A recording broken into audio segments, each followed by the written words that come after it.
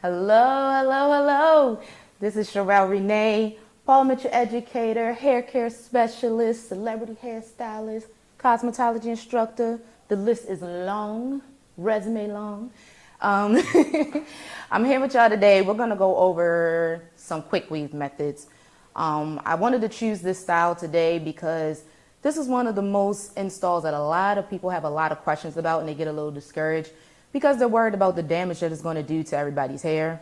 They're scared of the glue getting caught in their hair, the glue breaking their hair off, caps rubbing up against their edges.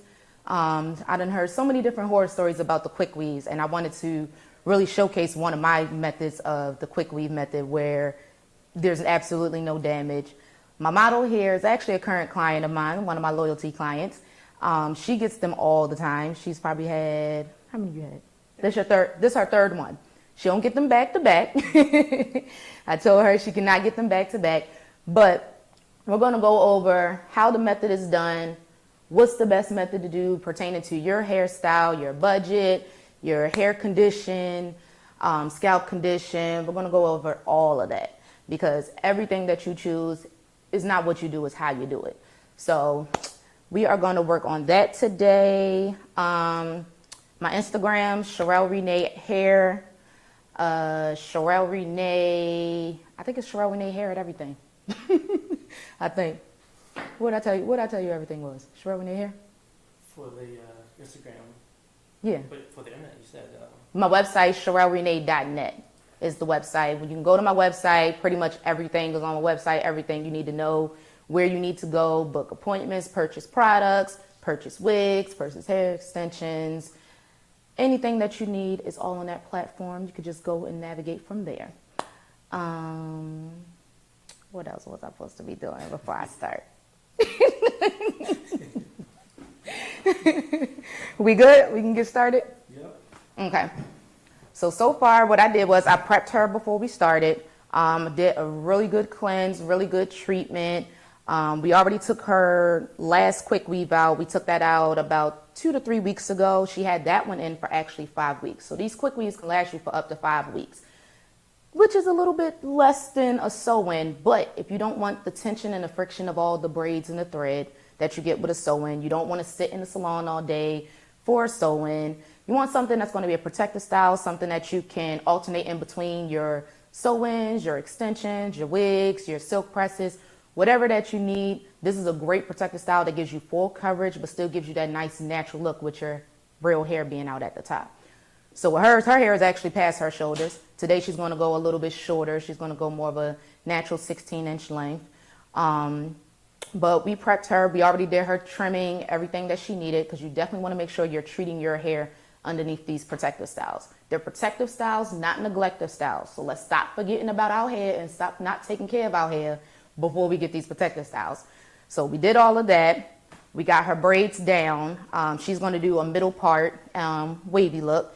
So even as thick as her hair is, we braided it down nice and flat, give a nice flat foundation. That's the other key to your quick weaves. You want to make sure that you have a great foundation. That's what's going to help it last longer. It's going to help it lay flatter and actually look more natural.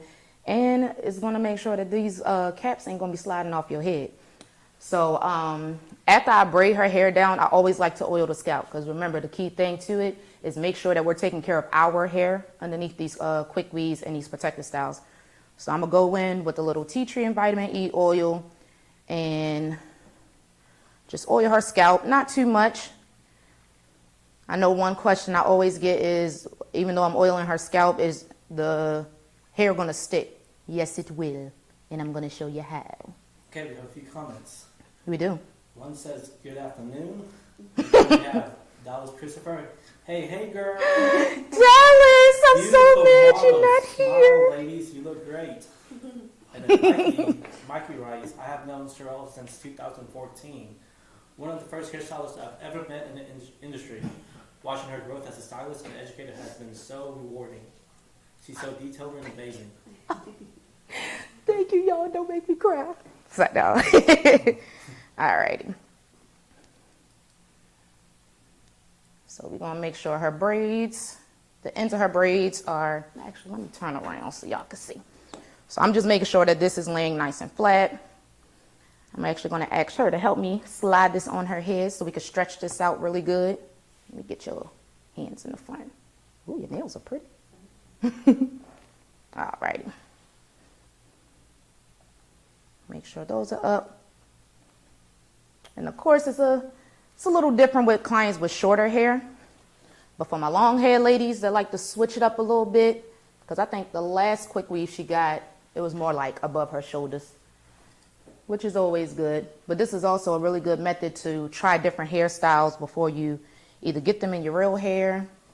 Her sister is actually coming in soon to get hers done in a different color because she wants to try a new color. So that's another good reason to do these quick weaves. It's a little trial. Yeah, I'd rather take a quick weave out than take a sew-in out after a couple weeks. All right. I'm going to double her cap because that's, like I said, that's going to help protect the hair from any glue getting on the hair. So we want to make sure that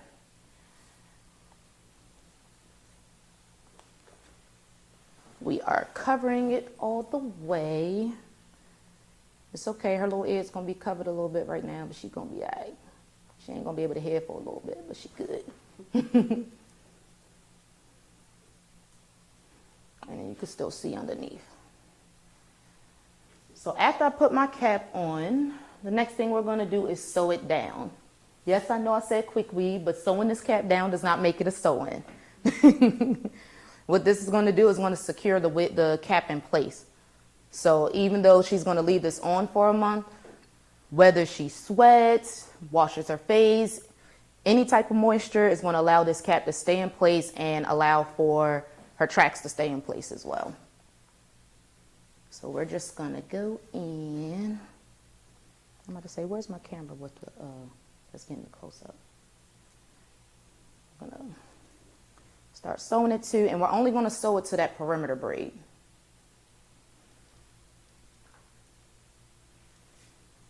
You don't got to do like a full sew-in. This is literally, if you do sew-ins, if you get sew-ins and you ever had a weaving net put on, or if you actually perform sew-ins, you've ever used a weaving net, this is pretty much the same thing. You're using that net as a anchor and a foundation for the glue in.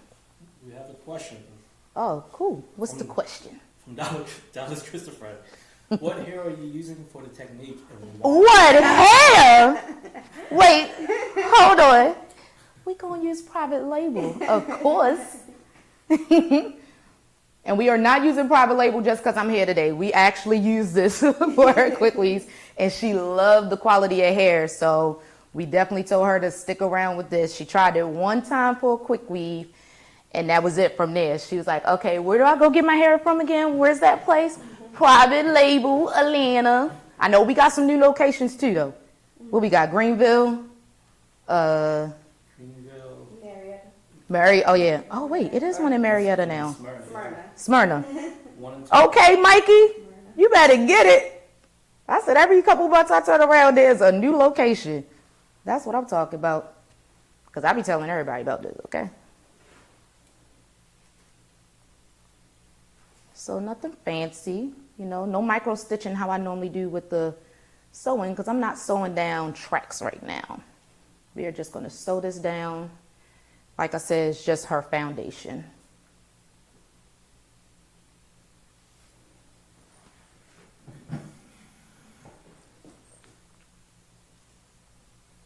And yes, please ask questions.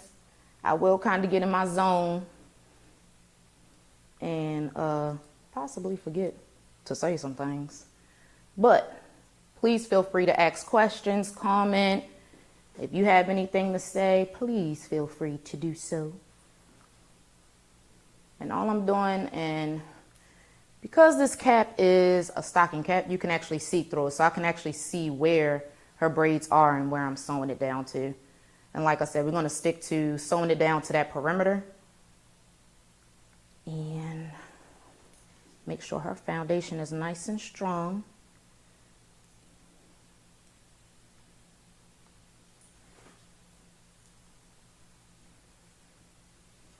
And that is it. And if anybody actually has a question about this, which I always get that asked too, I got to make me some more videos. Dallas actually did a quick little sneak peek for me a couple weeks ago when we took hers out and showed how I actually removed this. You pop this one thread and this whole baby come off like a wig. No glue on your hair, no hard work, no extra products, just easy on, easy off as you would for a wig. Okay, let me see. Can you see the, I don't know how good you can see that on there. Can you? Yeah, that's correct. Okay. Alrighty. So that's our foundation. And then as we go along to glue it in, we're going to keep following that foundation so we can actually kind of see where we're going around there. Where is your hair? Oh, shoot. Hold on, y'all. Give me a second.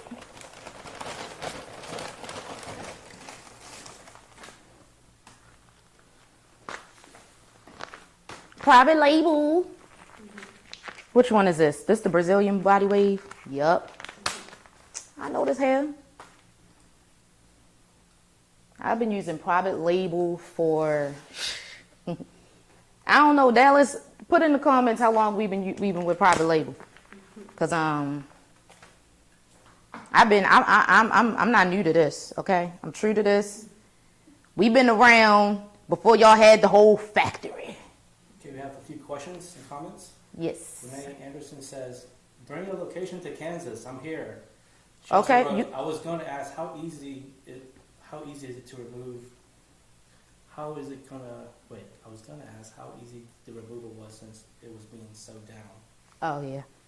And Well, then- one, Mikey, you hear that comment? Bring it to Kansas. Is that what they said? Yeah. Two, back to the removal. Very, very easy. If you actually go to my Instagram page, well, I guess you can't do that while you're on the live watching. But on my Instagram page, I actually show a video of taking hers out. And I show how I use, where is it? It's actually the 30-second glue remover just like this, but instead of the glue, it's the remover, and it's clear. And it's basically a really thick it's kind of oily, but it's not heavy base. Like it's not going to leave a heavy oily residue in your hair. I use that, literally just put it around that perimeter. Just around here. You don't have to put it through the whole head. You're literally just going to do the perimeter.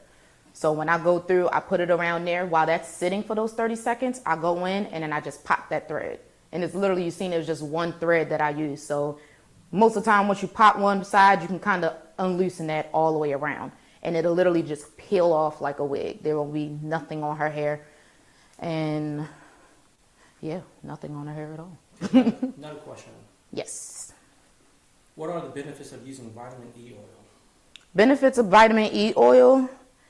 Vitamin E oil, pure vitamin E oil. Because a lot of times you'll see vitamin E oil and it's going to be clear. It's synthetic. That doesn't mean that it's anything bad. It's just not as potent as the pure vitamin E oil. But pure vitamin E oil is always going to have some type of color or tint to it. Something of a yellow, orangey, amber kind of color. You want to use pure vitamin E oil. And what that does is it stimulates the hair follicle and blood circulation to help produce healthy growing hair. So you don't want to have stressed out scalp and stressed out hair. So you're basically using that vitamin E to go in and really feed your follicle what it needs to promote healthy hair growth. So that's why I like to do that underneath, because like we said, we want to make sure we are pertaining to the healthy hair underneath and not just forgetting about it. So we want to try to treat the natural hair as much as possible while it's going to be covered up with the protective style. Where's the scissors here? Renee wrote, oh honey, I'm operating 2 devices. I've already looked you up. Great work. Looking for another quick weave method. You gotta do it. Thank you. So I don't know if y'all seen, but she does have blonde hair in the front. So where I'm going to start hers, typically I would start at the top. Bring your head down a little bit. Typically I would start somewhere at the top where her leave out starts. But since she has blonde hair at the top, I'm going to start it down about an inch so that I can add some extra blonde pieces that I have.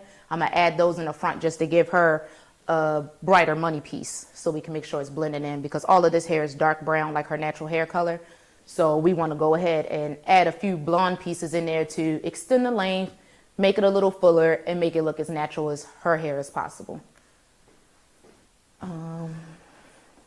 Give me that. Where you need me at again for the, is this a good view from Yeah, gluing? Okay. Pump you up a little higher. Alrighty. So like I said, we are going to start about an inch down. Turn this way for me. And we're going to start right below where that thread is because I can actually see where her hairline starts. You don't want to necessarily glue it on the hairline, but you want to do it right before that part where her hairline is. Let's put them scissors. And Private Label is really good. This is really great quality hair. Actually, the last time we took hers out, she was like, can we keep it? Like, can I use this for a wig? We can, but we just got to see what we can do about getting all the glue off. But as far as the quality of hair, quality of this hair is amazing. And like we said, it's not too thick. It's not nowhere near as too thin. But it's a nice natural fullness. She doesn't need a whole bunch of bundles in her hair for her hair to get nice and full and blend in with hers. It's very natural.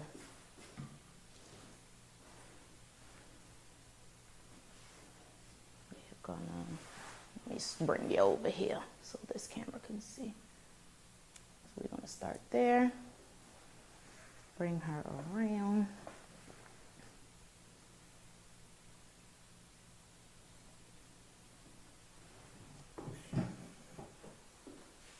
I got some long fingers, so my fingers can reach around.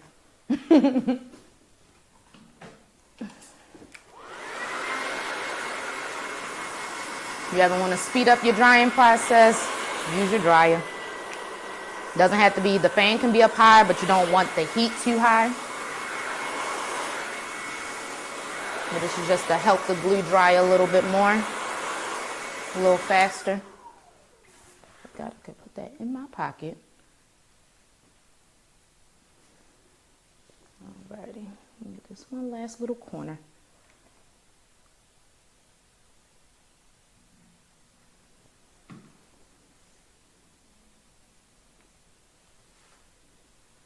Okay.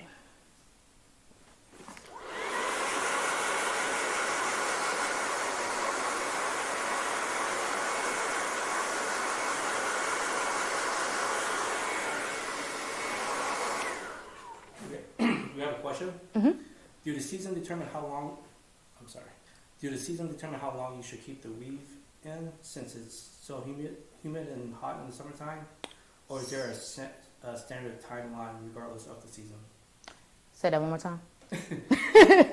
Do the seasons determine how long you should keep the weave in? No, typically, I mean, honestly, no matter what you have in your hair, you want to make sure you're taking the time out to cleanse your hair.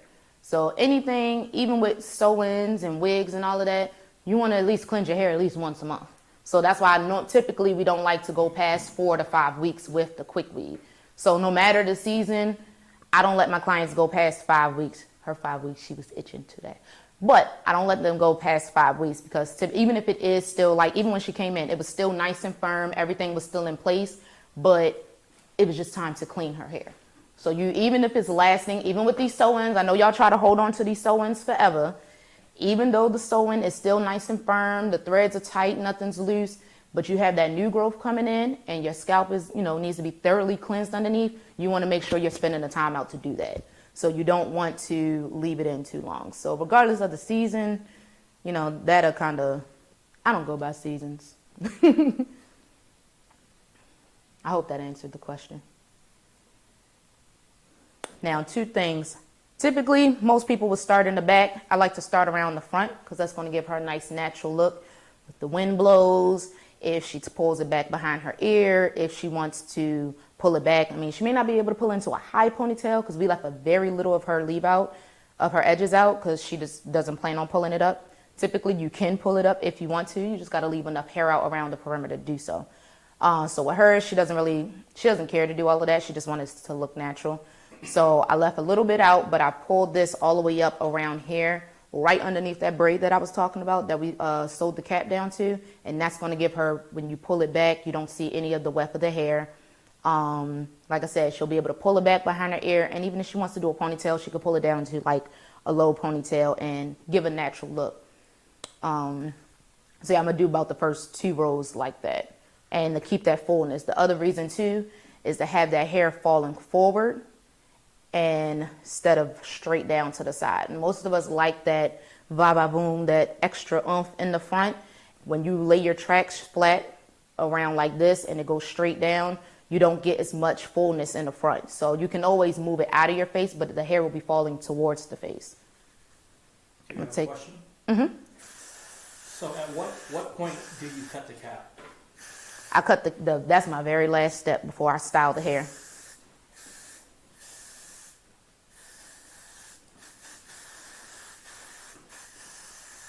So all I'm doing is just putting almost like another protective layer of this along with the cap. I guess you could say that's about 3 layers to protect the hair from the glue. You got 2 caps, and then you put a layer of the holding spray, which I guess let me turn this off, which helps hold the tracks in place on the cap, but at the same time it puts just another extra layer and an extra shield over top of the hair.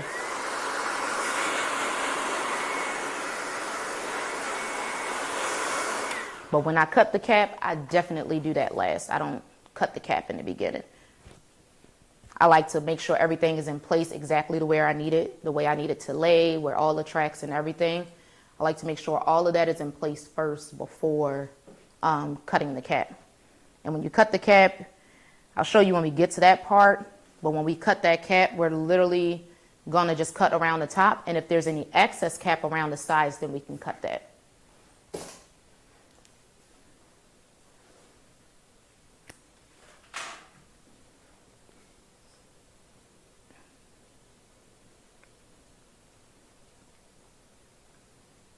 I'm trying to think what else. I can't think of nothing else right now. If you also have questions, please still ask. I don't know how good I'm getting in the camera for y'all to see. When you go to lay these tracks down, make sure you're using a little bit of tension. Not too much, because you don't want, because as you're pulling on the tracks to lay them down, it can make that cap a little tighter on the head. You don't want her to be too tight. You want it to be firm. You don't want it to fit like a glove, you know, because you want it to fit almost like a glove. You don't want it that tight, because you got to remember this is something that's staying on the head. So we want to make sure we're not going to give her no tension headaches with this. We want to make sure it's nice and comfortably firm and comfortably tight for her. But when you go to lay those tracks down, it's okay to pull and use a little tension to make sure that that the tracks are laying and that they're laying flat.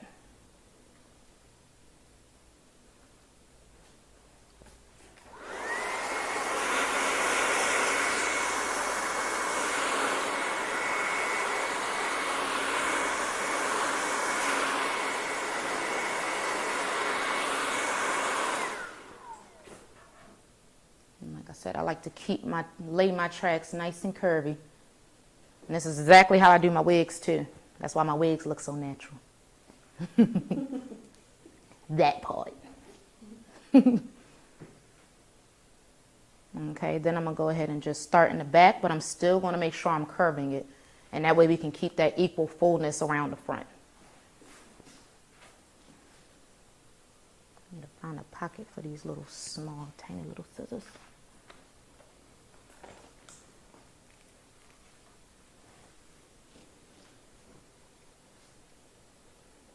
Like we said, quick weave is quick. If you don't like sitting in the salon all day for a sew-in, typically, what we talking? Depending on how they doing it, depending on if you come wash and blow dried already, that'll determine your time. But we don't do that over here. We real stylists, we real professionals. I mean, full service. Because you know what I was going to say. I'm a full service hairstylist. This is a full service hair salon. This is not an air fry hair salon where we tell everybody come wash. Because everybody come wash and blow dried. Even if you come wash and blow dried, guess what? I'm still going to wash and blow dry you. Oh well.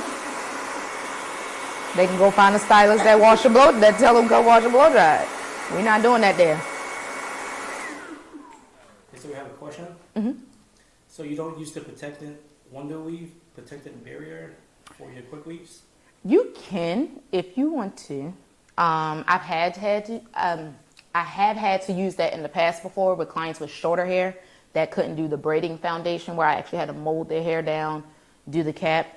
There's nothing wrong with it. It's really, really good. I just found easier methods where it's not as much work and it's not as much product on the hair, because sometimes that used to get a little heavy and it was almost like it was suffocating the scalp. Because you would typically, with that glue protector, you mold the hair down, you gel it down, and then you let that dry. Then you put the glue protector over top, you let that dry. Some people would actually do the Sanex strips or stocking caps and then put the glue protector over top. That's a little bit too much. And like we said with the other previous question of the season, that'll get a little hot for some people, especially in the summertime. So you wanted to have multiple layers and protection of the hair, but you also don't want it to suffocate the scalp. You still want the scalp to be able to breathe. And that's the good thing about using just the cap and just spraying a layer of the hairspray over top, because that scalp is still able to breathe and let those caps ventilate through the scalp, because you don't want it heavy.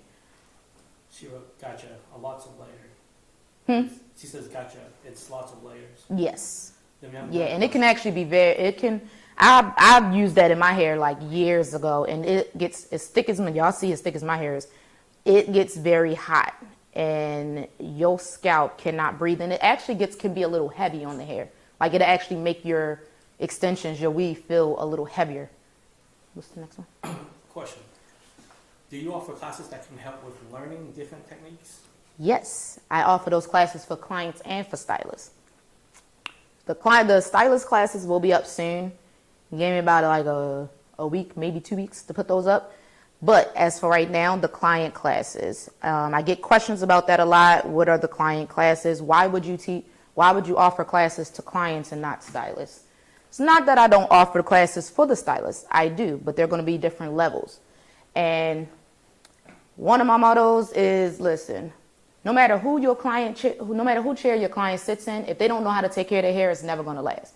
So the key to it with us professionals, we got to teach our clients and educate our clients thoroughly on their hair condition, their hair history. We got to educate those clients because they got to be able to keep up what you give them at home. If they can't keep that up, you can't expect your client to come in and you to just pick up where you left off as far as their hair care journey. You're going to be starting your process over every time she comes because she doesn't know. My clientele is very broad. I have from very skillful client to where she says, hey, tell me what to do and I'll do it. Down to the client that's just too busy. Her lifestyle, she's too on the go. She has no time. She has no energy to do all of that. And then I have clients that's like, listen, I'm not doing that. You're that one? I'm not doing none of that.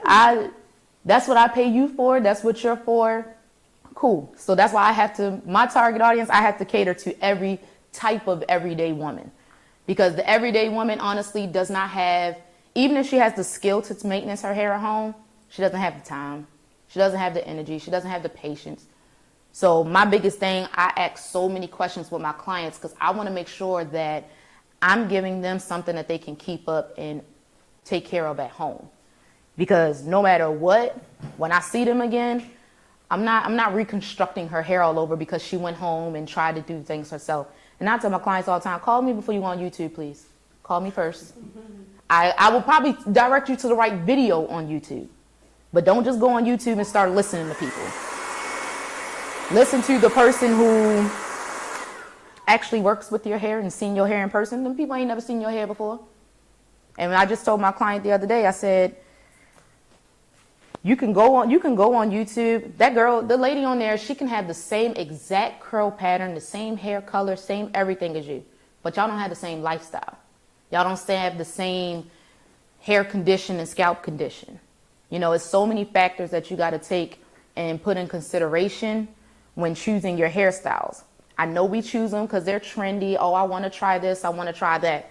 But there's a lot of things that you got to really take in consideration. You got to take in your hair history.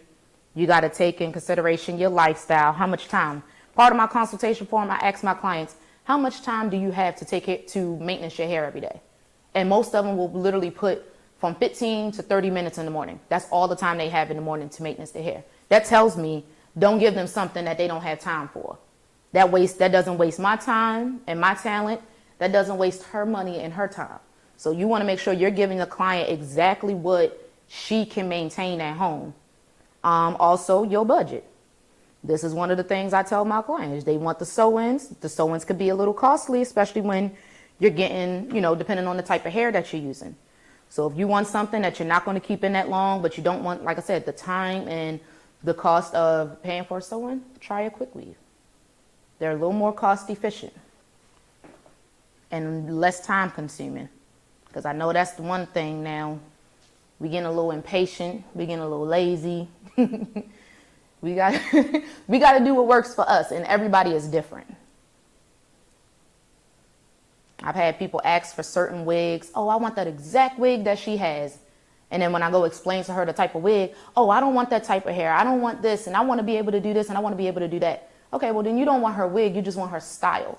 So keep that in mind when y'all are choosing looks, that y'all literally are choosing just the look. Because a sew-in, a quick weave, micro lengths, tape-ins, clip-ins can all give somebody the exact same look, but the process of her install was completely different. So make sure, professionals, you are asking your clients as many questions. Ask questions. A lot of us professionals got to ask more questions. That'll honestly save us a lot of conflict with some of these clients, especially new clients or clients trying new things. Ask questions. And clients, ask your stylist questions. So what if she get intimidated for you asking her questions about a service that they're about to provide for you, that you about to pay your hard working money for? You don't need to be sitting in her chair.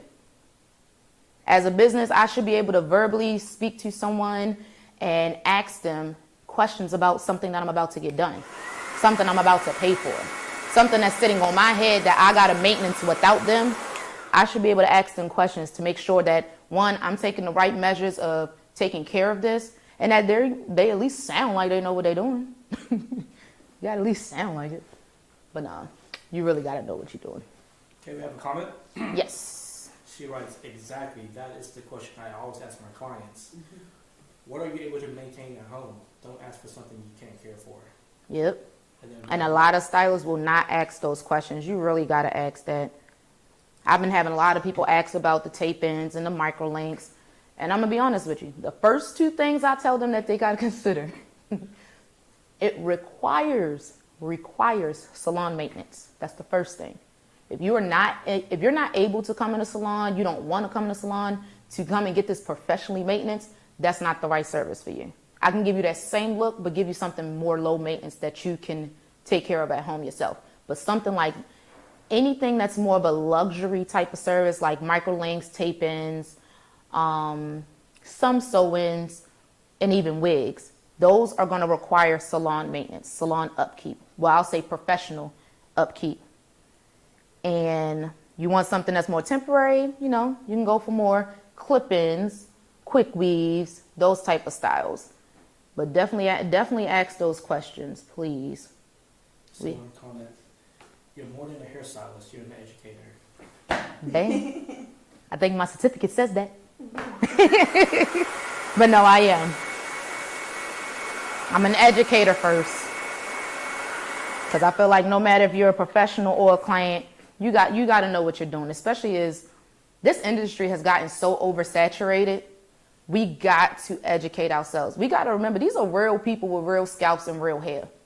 These ain't baby dolls. These aren't mannequins. These aren't Barbie, the little dream dolls that you would play with when you was younger. These are real clients with real people, real life, real going through real things. So we really got to ask them as many questions as we can to better assist them with their hair at home.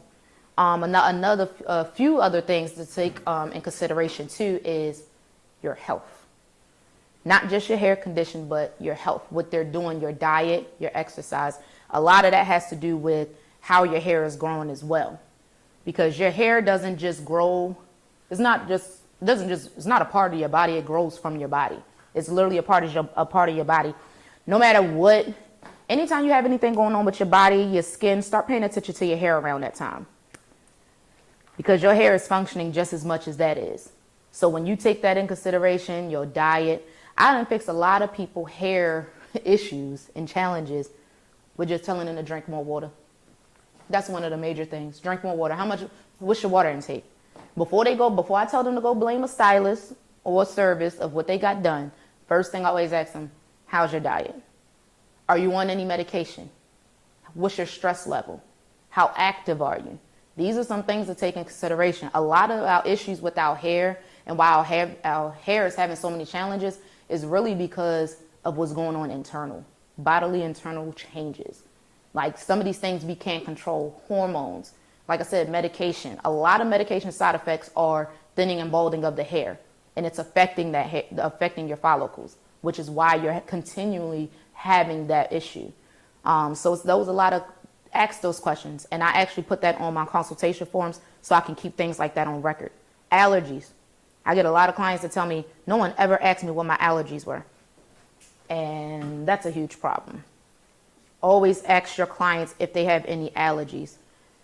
We don't think of it. Well, I can't say we, because I do. Some stylists don't think of that, but that can actually be one of the issues that's causing for your clients too. So ask about allergies. I have maybe 6 clients that are not just allergic to nuts, like peanuts. They're allergic to all nuts. So I got to make sure that I look at the back of all my bottles, all my products, make sure none of these long words have anything to do with nuts, because that can trigger their allergies. And what is everything now? Plant, nut, and fruit based. So make sure you're taking that in consideration, because some of these products can actually be causing inflammation and causing issues with the scalp. And the scalp is the same skin that's on your face. So if you have eczema, psoriasis, and anything that goes on with your skin, even just normal dry skin, most likely you have a form of that inside of your scalp. So you want to ask those questions and make sure that none of the key ingredients inside of your products are actually affecting your client's hair. So ask that. I had a client that was allergic to citric acid. Citric acid is in literally everything. Like every product, every food, I had to look it up like, well, what the hell is citric acid and why is this able to be in everything? It was literally in everything. I found 2 bottles that it wasn't a large amount. Another thing that you can look into, another pro tip, or just a tip period. When you look at the back of anything, even foods, that ingredients list, it's in a certain order for a reason. So that list from the top, right after it says ingredients, whatever that first line, that first word is, that's what has that's the most amount of whatever that is. Like some stuff will say water. It has more water in there, and then they start putting in everything else that they need. So look at that too. So that's how I was able to help that client, even though I refused to try to use anything but citric acid. She was really determined. She talked to her doctor. She already knew what she could do. They just told her, because that's something that's in a lot of different things, try to find one that has the lowest amount. So we had to find products that had citric acid at the very, very bottom of that ingredients list, because that told me it was a very small amount of it in there. And I still had to take that in consideration. So a lot of my products that I use are plant-based, because typically most people don't have, it's not as common for people to have a plant allergy versus a nut or fruit allergy. So that's why one of the plant-based thing now is really good to go, because I think the most I had was, no, I haven't had anybody with a plant allergy. I have a client that's allergic to like sunflower and stuff like that. So like I said, definitely make sure that you're keeping record of your client allergies, so you can, 1, watch out for yourself and your business, but 2, make sure that you're taking care of her. Have a comment? Mm-hmm. Educate first. Separate yourself from the others, because this generation, and some veterans are out there doing people wrong. No, that's true. It really is. And it'll really just start asking questions. Like, you know what? Another thing, if I can't talk to you, if I was a client and I wanted to go see a stylist and I can't call her and verbally talk to her about nothing, I can only, them pages that say DM only, email only, I can't verbally call you and talk to you, ask you just a couple questions. Now, of course, we don't need you to call and ask, you know, a whole interview, because that does become a consultation, and that is time and that is money. So yes, but anything just is like brief, the client should be able to call that professional and talk to them about that. You know, anything brief, even if it's down to, hey, what hair do I need to get? Stop avoiding these clients and let these clients ask questions. See how that stylist answers the phone. Stop just looking at filter pictures and videos. See how she answers the phone. You call her to make an appointment. She's like, hello? No. You know, see what kind of vibe you get and what type of energy you get from that phone call. That'll waste your time before you even go sit in anybody's chair. Every client, I got her number saved in my phone, but when she calls my phone, if I don't greet her by her name, thank you for calling Cherelle Renee Hair. Hey, India, how are you? You know, be more professional. Actually greet your clients by their name. Stop just texting them. It's okay to talk to people. Stop being scared to talk to people. I'm telling you, that'll change everything. You'll get your whole vibe and you'll understand what type of energy that stylist or that professional or business person is going to give you before you get there. Find out before you go sit in their chair, waste your time and money, and now you're trying to blast somebody on the internet. And stylists, stop doing that too. Everything don't need to be blasted on the internet. You can handle a lot of this stuff in private and still get the result that you want. And as tempting as it is, because I had a situation recently, and I could have, but out of respect for my business, I didn't want that labeled for me. I didn't want to be like, oh, if I have a conflict with a stylist, she's going to go blast me on the internet. You can handle all of that in private and honestly, you're probably going to get a better result doing that.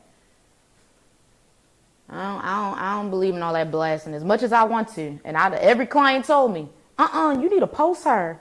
I ain't going to do that. We're going to handle this professionally.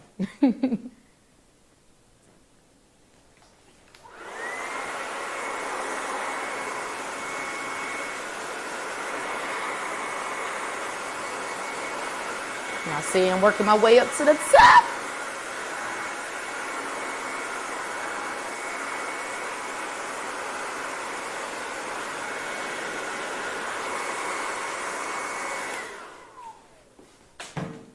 So now that I see I'm making my way up, what I'm going to do next, I'm going to actually go in, because, bring your head down a little bit.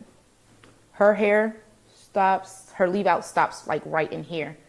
And this is the section that I want to put those blonde pieces. So I'm going to go ahead and start applying those blonde pieces just so I can see where the hair is falling, because she literally probably only has about an inch of blonde right in the front. You know, we call that a money piece. So she only has about an inch of that. So I want to go ahead and put that in. So when I go and finish her off, I'm actually ending the tracks exactly where the blonde hair stops.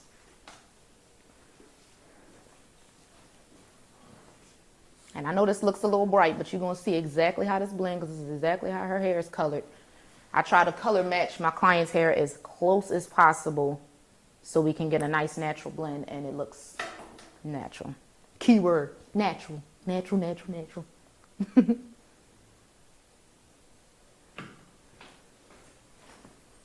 And I can actually see where I started my first track, and all I'm going to do is just lay this right next to that.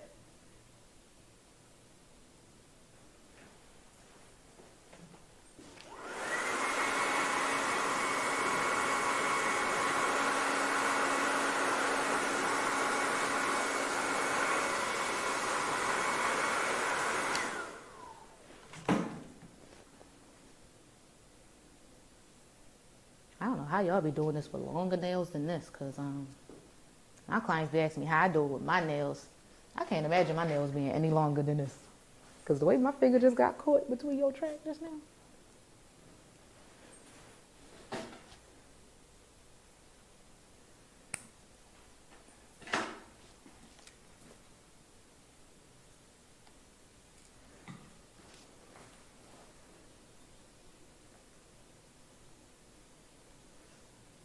Ooh, I can't wait to curl this.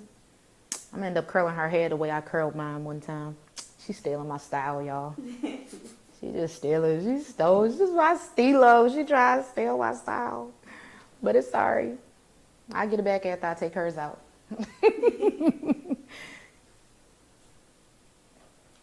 One of my friends is like that. Don't get the same hairstyle while she got it. She know who I'm talking about too. She might be on here. Miles don't like that. couldn't have waited till after I had my hair done like that? Not me, though. Y'all be knowing I'm basic. I wear a silk press. Nothing else. But if y'all followed me before, y'all knew my hair was blonde and orange. Y'all, let me know if anybody has followed me since then. Let me know if y'all miss it, because I really want it back, but don't nobody want me to color my hair. And Dallas won't color my hair for me. He will not color my hair, and I know he won't come in the comment section to say something slick. He will not color my hair for me. And nobody wants me to color my hair. They want me to stay so basic, y'all. This is so plain Jane for me. I had platinum blonde and neon orange for, wow, I think it was like 9 years. I miss it. That's what happens when you have a baby and all your hair grow out. I ain't mad at it. I just feel so boring. I need some excitement with my hair. The ladies will be know when we look good, we feel good. I feel boring with my hair like this. I got a question somebody might forget to ask or might think about asking. What's that? Speak it up a little bit. So, once having this in for a while and it may start to get oily and not hold a curl as much, what can you do to refresh that? Honestly, you could do, there's a couple different things you could do. You could do dry shampoo. Dry shampoo is basically like a powdered kind of spray. It's a powder base, but it's in a spray. That will actually go in there because of with the powder base, it literally absorbs all of the oil, and you kind of just like brush that through, and that'll help brush all the oils out the hair. You could do that. I've had some clients actually wash the hair. Just be very careful of getting all the way down to the roots, just to kind of freshen it up a little bit. Quick wash. You can even do that with your leave out. You can wash your leave out instead of all of this, because sometimes it's really your hair that's oily instead of the tracks. If your tracks are still good, you can literally just bend your head down a little bit, wash that, like you would do with a sewing. Wash that leave out a little bit, freshen that up, and then you'll be good. But the dry shampoo spray is really, really, really good to use. I use that for a lot of my extensions and wigs. Like when our clients come in for a recurl or a restyle, I'll actually do a whole dry shampoo process first, and then I'll go in and kind of blow dry it, loosen it up, smooth it out, and then go from there. Anytime you ever have to recurl, always blow dry first. I never go straight in, even if it's just a silk press, I never go straight in with an iron right after that. I go in with a blow dryer. The blow dryer will smooth it out enough, and you rather have hot air in your hair than hot metal plates. So always try to blow dry it first, because that blow dryer can smooth it out just enough where, if anything, if you have to use curling irons or a flat iron, you can do just your roots. You don't have to recurl your entire head from from roots to ends. So you don't have to worry about as much heat damage. So I have clients that literally get silk presses all the time, and every time I curl their hair, wash their hair still curls up. No one's losing their curl pattern because of the measures that I'm taking to protect their hair from the heat. I think we're good. I think we lined it up pretty good. So now I'm gonna go back in with my dark, with my brown, because most of her color is around her perimeter. Most of her hair is actually still dark brown at the top. I have a before picture, video of her hair on my page. I want to say, when did I post that? Dang, I don't know. We've been doing good recently. We've been posting a lot. We posted a lot of cards, and I don't know where my stuff at on my page no more. But it's up there. You just got to take the time and look.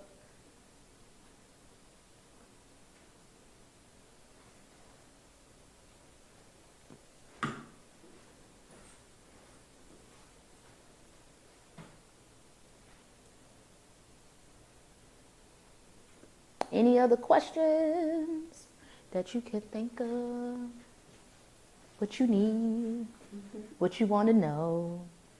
Industry questions, hair questions, questions for me. I know my live is up too. I can't really see that yet. I don't know. I think we're monitoring. We asked questions from yours, right? Dang, it is some people in here. Dang, sorry y'all. I can't scroll. But what I can do is too, on my live, if anybody's on there asking questions, I'll save the video and I'll make sure that I'll comment when I post this. I'll comment to your question if I didn't already answer it. Or you could tune into Private Labels Live, which is where we're monitoring the questions and comments from.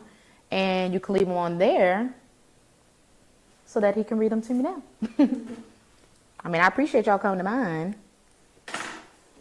We have the comments. He says, I'm taking notes. Could you share your Instagram again so I can follow you? My Instagram, Cherelle Renee Hair. Let me spell it for you since Dallas is not here to clown me of how the spelling of my name and all the E's. It is CHERELLERENEE hair. Yes, a lot of E's. Don't blame me, blame my mama.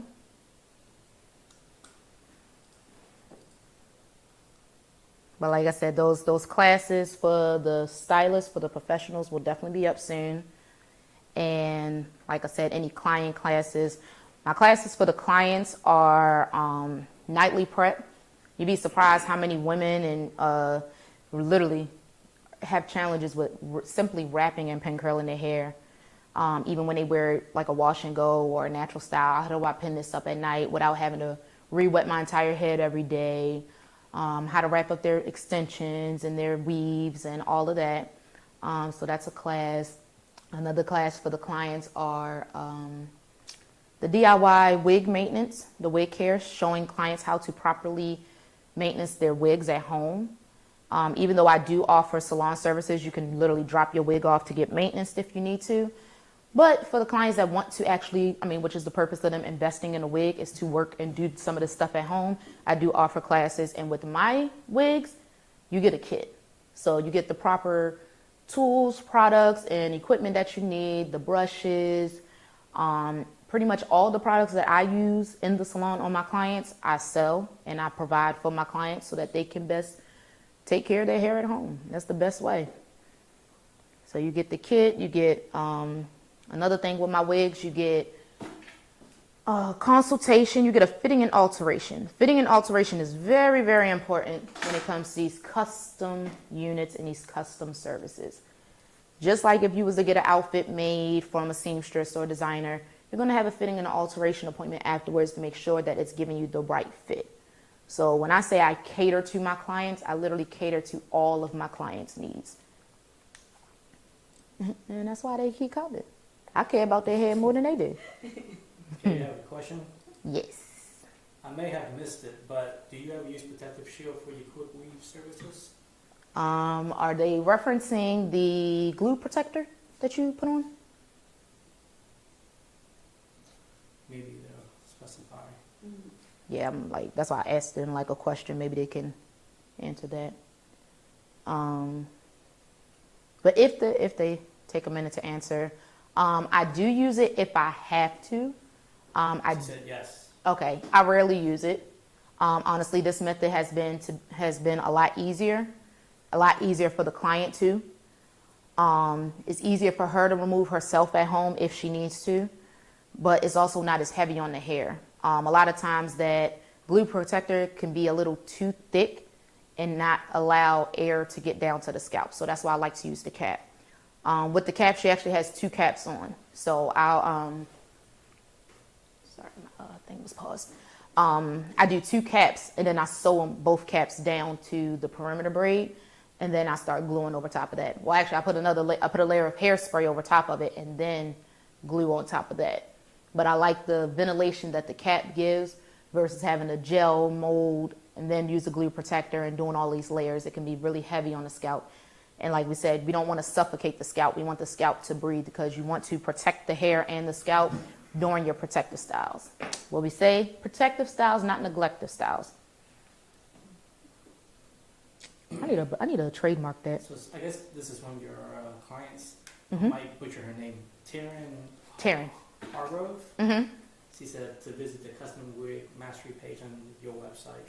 Bam, there she go. She does my marketing. Oh. That's my marketing manager. So yeah, she's probably gonna be in the comments redirecting y'all to wherever y'all need with some of y'all questions. So yes, please look at Taryn. If you see her in the comment section, she should be able to tag y'all. But if not, just definitely reference her comments because she will be directing y'all where to go since I'm like not hands-free right now. And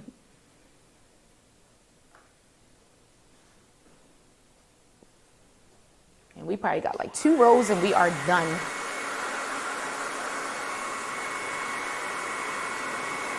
I really, I live for a quick little quick weave. And like we said, it's not what you do, it's how you do it. And honestly, no matter what you do to your hair, it can damage it. You can shampoo your hair aggressively and detangle aggressively and improperly and use the wrong products and damage your hair.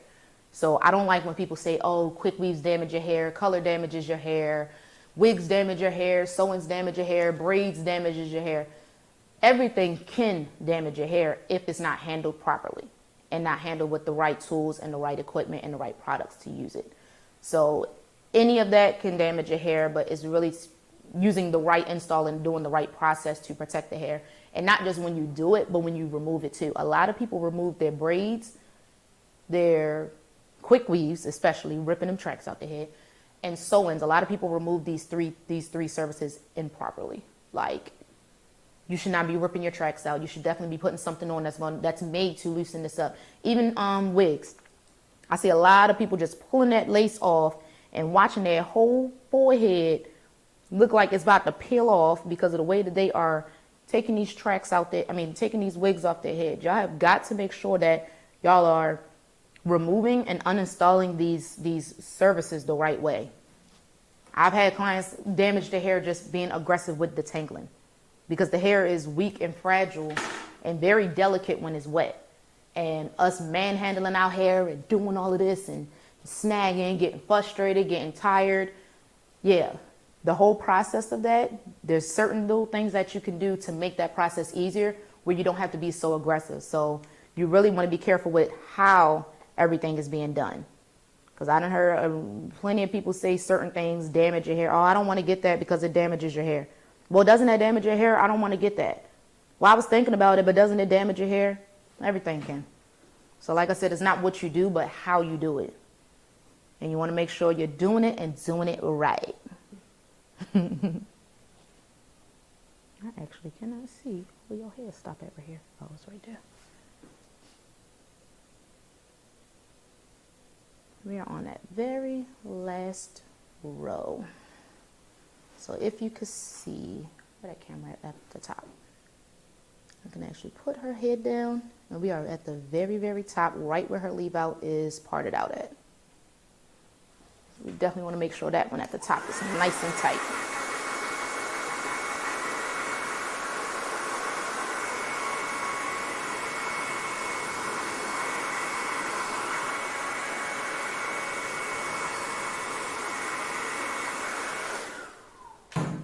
Now, depending on the client's hair, sometimes, most of the time when my client's hair is a little shorter, I will take the hair, take the leave out and mold it down. But that's typically with my clients that have a little shorter hair, just so that it can lay flatter on there. Her hair is actually probably, if not just as long as this, probably a little longer. So her hair doesn't need to be molded. Her hair will literally, the method I'm gonna use is literally gonna lay right back on top of that.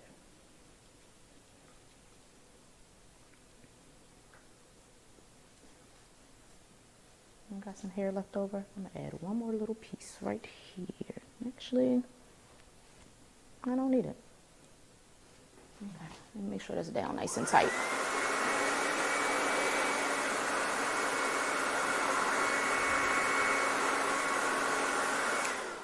I know I have the blow dryer really close to her scalp, but like I said, you want the fan up high, but the temperature low. I don't have the temperature up super high on my blow dryer when I'm doing that. Because honestly, this hair glue really shouldn't have that much heat around it.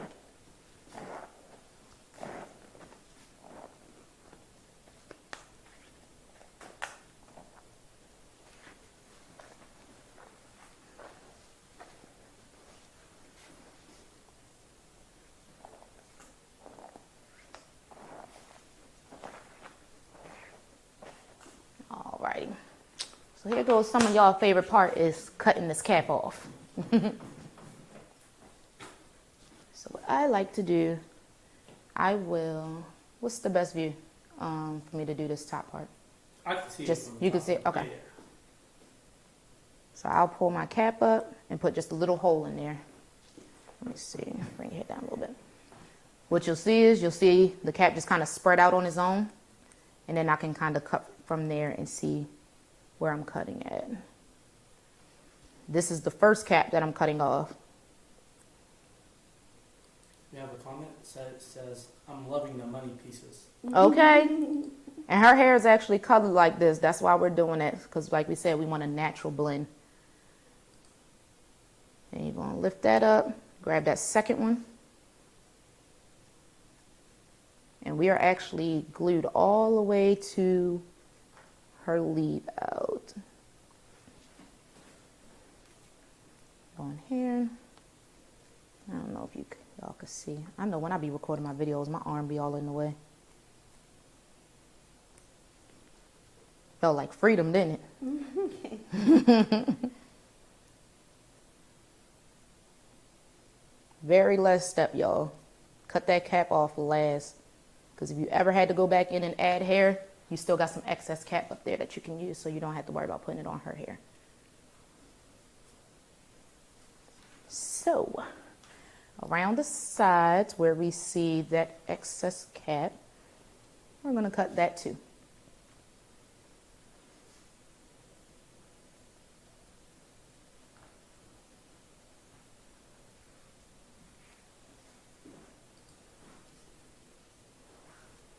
Now I got to get in the way a little bit. Sorry, y'all. Trying to make it so y'all can see me, but I gotta make sure I'm hooking her up. I ain't touching her real hair.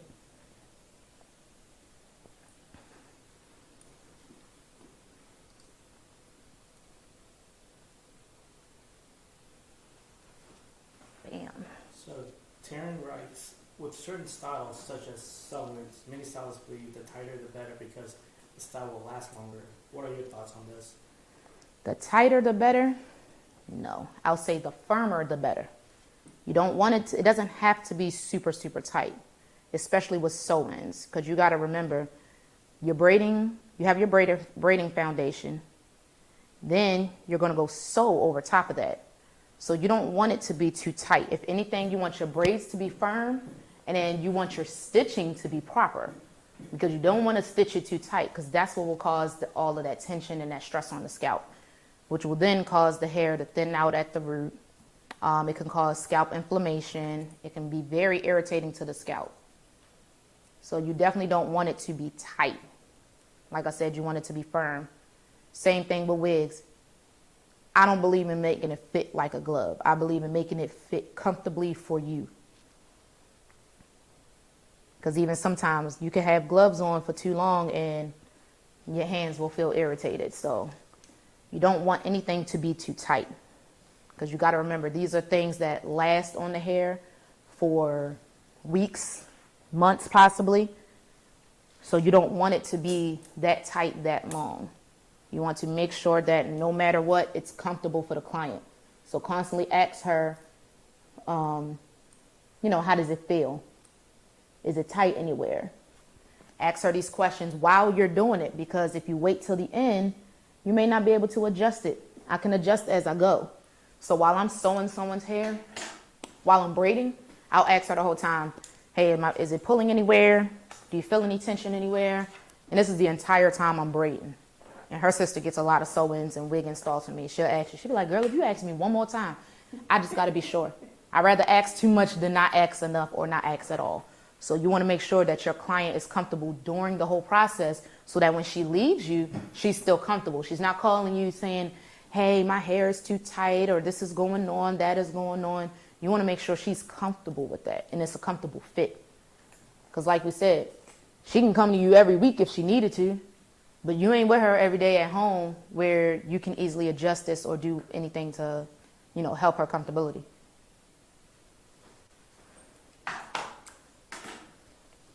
Take her twist out. This is her leave out that we're going to leave out.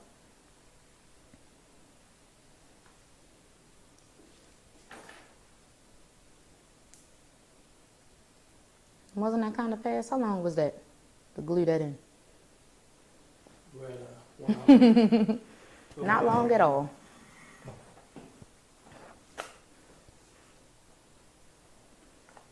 Like we said, we got her money piece in the front. So after that, I like to go in and do a nice smooth blow dry. Like I said, it always makes your curling process easier when you go and, give you a nice smooth The key to anything is foundation. Smooth foundation, firm foundation, clean foundation. Foundation is everything.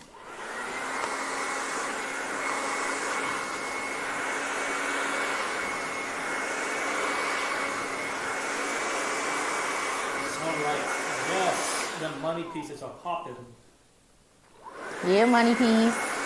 Wait till I curl that thing.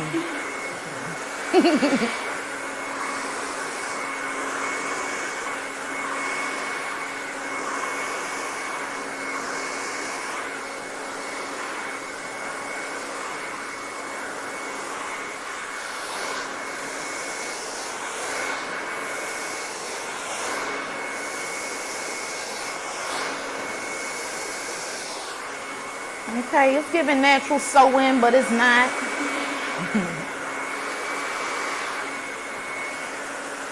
Let's see, me, I like the blow dry to leave out into the extensions.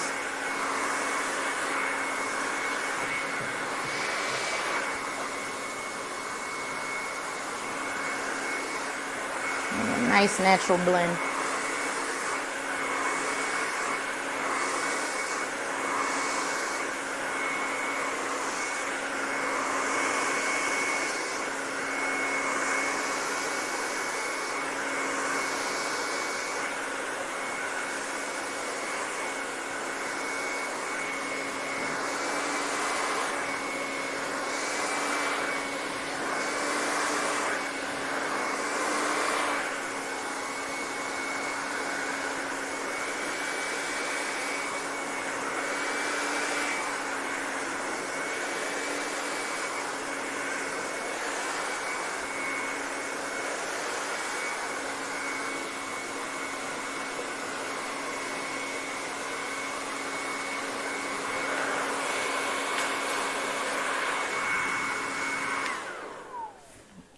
Part.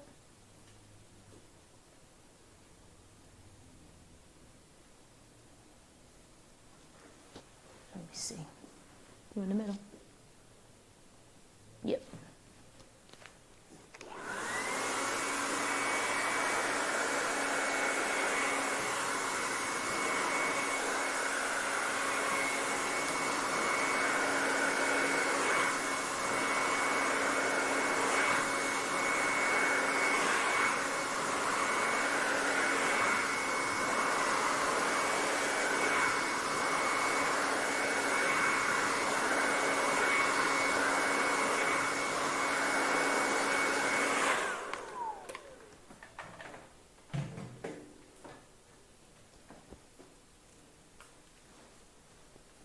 So remember the way we laid those tracks in the beginning? This is what I mean by that. She is now able to pull it back in a nice flat ponytail. No tracks showing. We left just enough hair out to literally just cover her tracks. But enough where she wanted to tuck behind the ear, give her a nice natural look, she can. That's the key to putting that track aligning here, while also giving her the ability to have it come and fall right in the front. Yes. So she gets that effect of the hair falling right in the front versus always being here. Most of us like that swoopy kind of look without hair. So we're able to do that. Alrighty. I'm gonna do her leave out first. I think my phone about to die. Oh no, it's not. It is. I lied.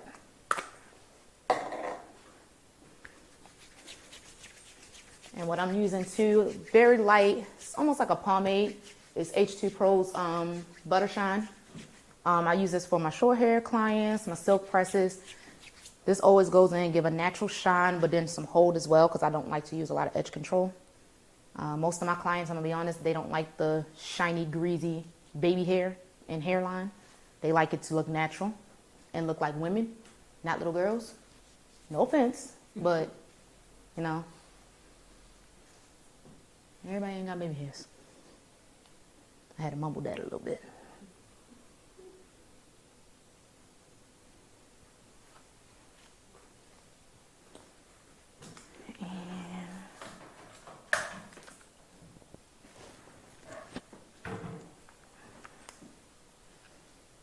And like I said, it's very lightweight, so her hair is still gonna have some mobility. It's not gonna be too thick and too shiny and too oily and weigh her hair down. She's still gonna be able to have a nice, smooth, shiny look, but like I said, without that buildup and residue of the edge control. Look at that. Sorry.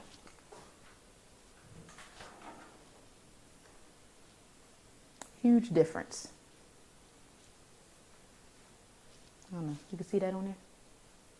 Mm-hmm. Okay.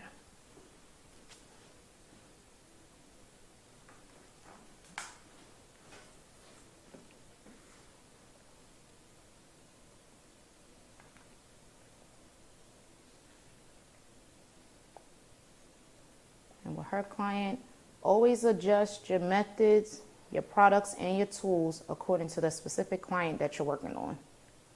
So with her hair, with India's hair, her hair is pretty thick, but her texture is very, very soft. So I never use a lot of heat on her. My iron is on, it's about 360 maybe. It's between 350 and 370. So I don't like to use a whole lot of heat either. You know, you, like I said, adjust your temperature according to that specific client that you're working with, because everybody can't use the same amount of heat. We have a comment. I'm Candy Girl writes, beautiful. Thanks, girl. Appreciate it.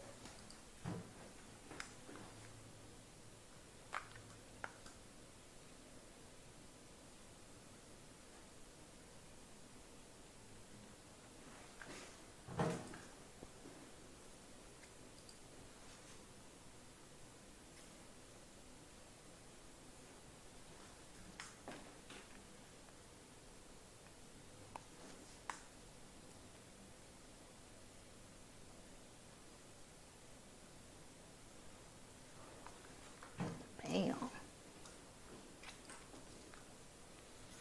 Renee writes, flawless. Thank you, thank you.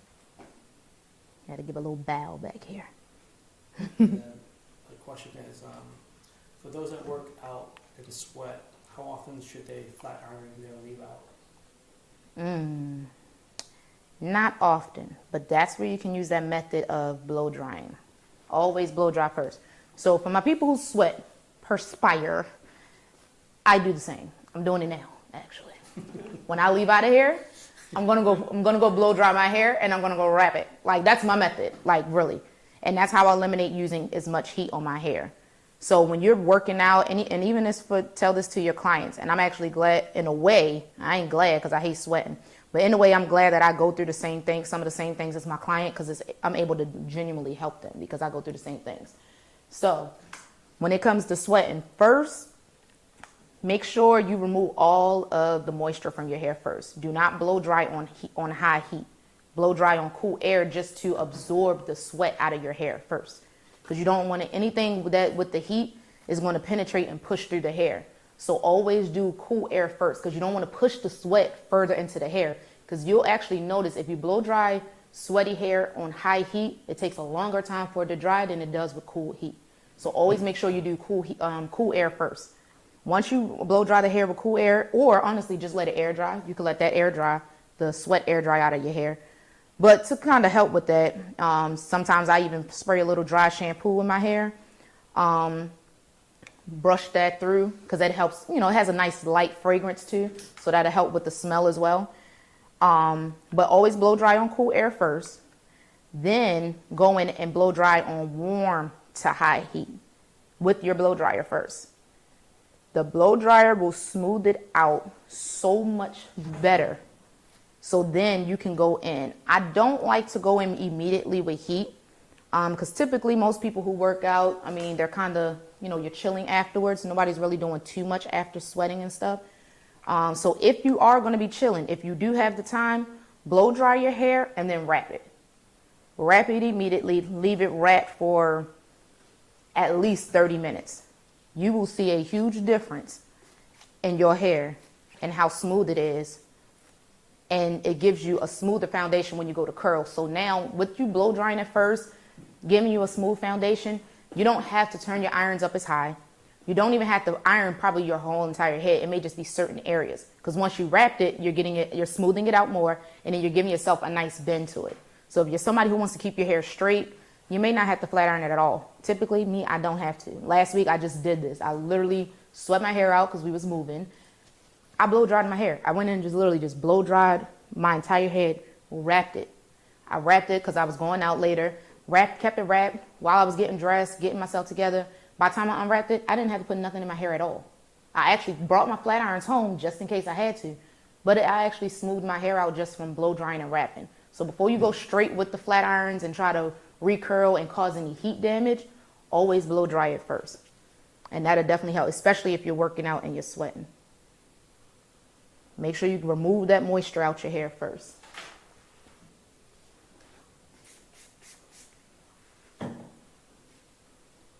Look at that, nice and flat. So what I'm going to go in with her, we like to do just like a nice soft layered kind of cut. Nothing too fancy because like we said, we want to stay as natural as possible. We want this to look like her everyday hair. Most of the time nobody really knows that it's hers. I don't know, what kind of compliments did you get the first time you got your quick weave? I got a lot of compliments. My mom actually didn't know that it was weave. She thought it was mine. See? So, and that's the goal. Natural it looks. The goal is for natural looking, natural feeling. So I'm literally just doing, because you could see her hair is just as long as the extensions too. So I'm literally starting her layers from where her hair ends. And that's what's just going to soften this up and give her a nice natural layered shape. And you can kind of see the difference from the side that I already started cutting versus that side. When layers are done properly, actually I'm going to ask that first because I know I still got some professionals on here. When layers are done properly, what is the effect of the layers? What do they do? If y'all can answer that question for me. If y'all can't answer it right, I'll give y'all the answer. But the question is, when layers are done properly, what is the effect that layers gives the hair? Y'all can answer that.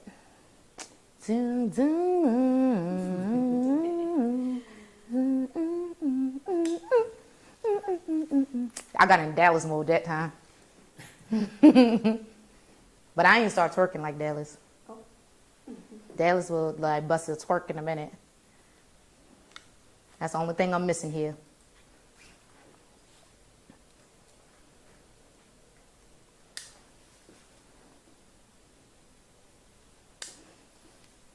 I don't think nobody answered that question yet, did they? No, yeah.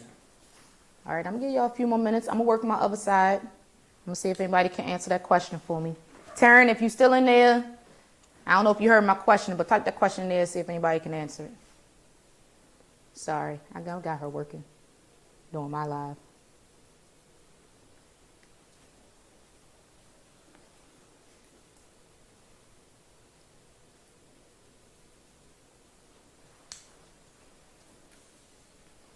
When layers are done properly, what is the effect that they give on the hair? I'll even help y'all out a little bit. What does it remove and what does it create? Somebody wrote mobility. That's one answer. What else? What does it remove? And what does it create? It does create mobility.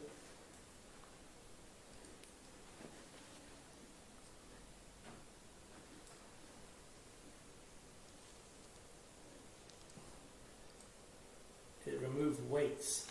Bam! Who gave that answer? It removed weights. It says Facebook user on Facebook. Oh, okay. Yes. When layers are done properly, and I explain this to my clients so that they understand, because a lot of people are fooled by layers. As soon as you say layers in their mind, especially as a client, they don't know proper professional terminology. So to a client, it sounds like, oh my gosh, she's trying to cut all my hair off. I don't know why, but in their mind, when you hear layers, oh, I don't want layers. I want all one length. I don't want all my hair cut off. It's not. When layers are done properly, it removes weight and it creates body. It creates fullness and it creates movement, the mobility. And it should not affect the length and the perimeter of the hair. Layers is an internal haircut. So you're cutting into the hair, not cutting the actual outside perimeter of the hair. That's why you lift the hair up to cut into the hair instead of just around here. What most people will call a trim, if that's what they want to call it. I'm going to go in and just straighten up this line around here. Get my little scragglies. And we are going to give her, honestly, she's about to get my birthday hair, y'all, because this is how I had my hair for my birthday. And when I say it lasted that whole night of turn up, you're going to be good with this one. Because I was turning up for their birthday.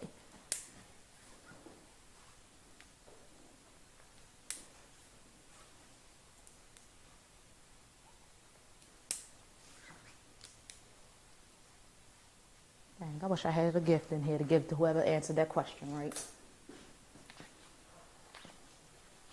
Okay. That was real ghetto for me to do that just now. I'm sorry. That was real ghetto. Very ghetto, y'all. And see, if Dallas were here, he would have put out where I'm from and all of that. He would be like, y'all heard that, Pop? Y'all know where she got that from, right? Y'all know where she from, right? Trying to put me out on blast. All right.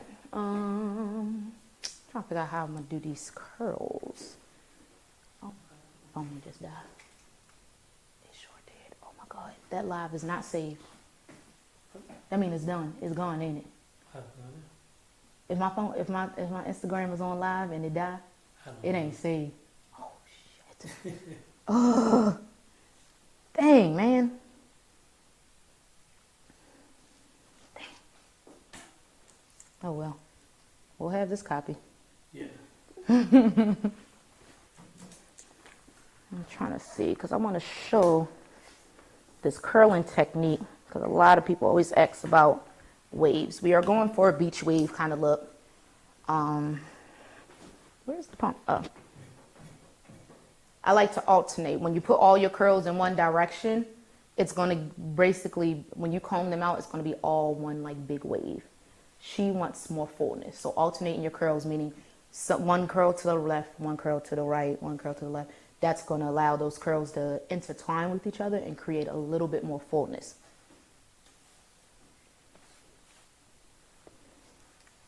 Let's start it this way.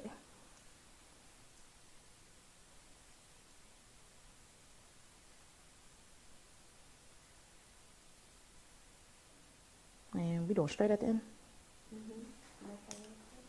Oh, see, she wants it exactly how I had mine. So actually what I'm going to do is,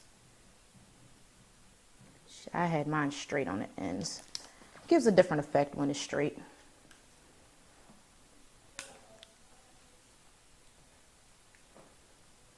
Dang, I cannot believe my phone just died like that. How disrespectful. That was so rude. Dang, and it means I won't have it saved.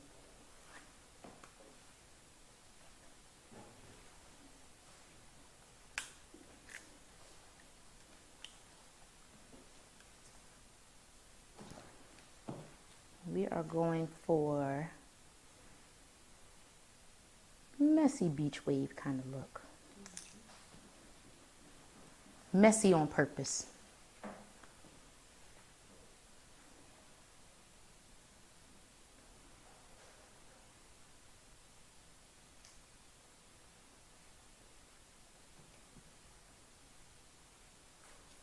So when you're going for the messier look, the curls don't have to be perfect. I just like them to be in a certain place.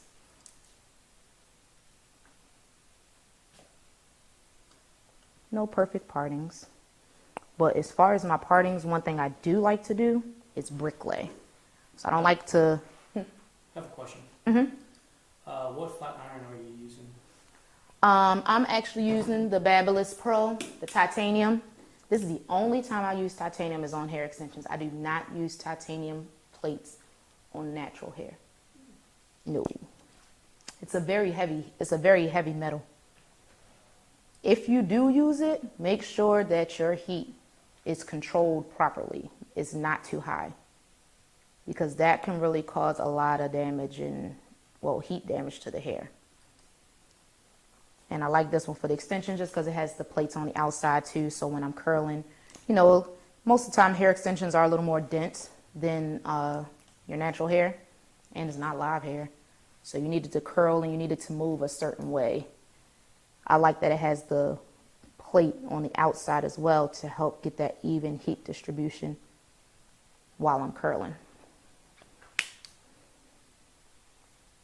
And what I was saying was I like to bricklay my curls. So my curls fall in between each other instead of over top of each other.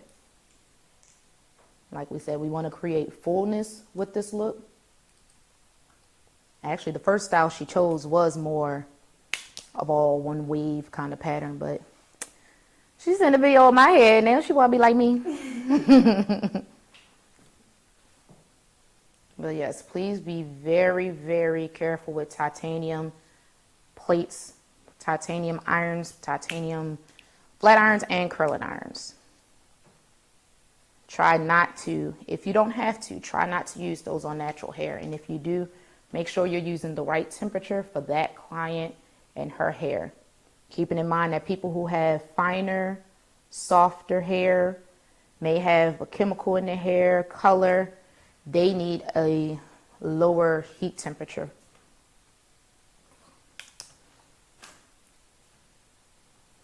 But yes, I do not. I will use it on her leave out just because I have it. Honestly, I don't have to because I do have my ceramic iron. But I just realized I did not plug those up, which is my 1-inch. So I'll decide by the time to end. But like I said, if I do use this on her leave out at the top, I'm going to turn that heat down 2 notches. Right now, I never turn this up all the way to its highest. I think the highest is like 465, 500. Mine is only on 400 right now. And that's just for extensions. So when I go to do her leave out, I'm going to take it down to about 350, 380. About the same temperature that I used on her leave out when I first pressed it out. Heat control is very important. And you got to teach your clients about the heat control too. When they learn how to control the heat, they know. All my clients ask me, what temperature do I put my irons on? Most of us, when we're at home, most of us take the flat iron, plug it in, and just use it. Stop doing that. And tell your clients stop doing that. Because if you just got your hair done, what's today, Tuesday? She just got her hair done today. Say Saturday she's going out and she wants to refresh her curls. She doesn't need the same amount of heat that I used today on Saturday because her hair is already prepped. It's already smooth. It's already straight. It's already pressed out. She just needs to restyle. She just needs to reposition her curls and put them back in place. And with that, you don't need the same amount of heat. You want to make sure that you're using a good temperature. And I always say start off low and take it up as you go. Because you can always adjust the temperature as you're going along. You don't have to put it up to its highest because then you take a risk of burning the hair out first, when if you would have worked your way up to that temperature, you could have prevented that damage.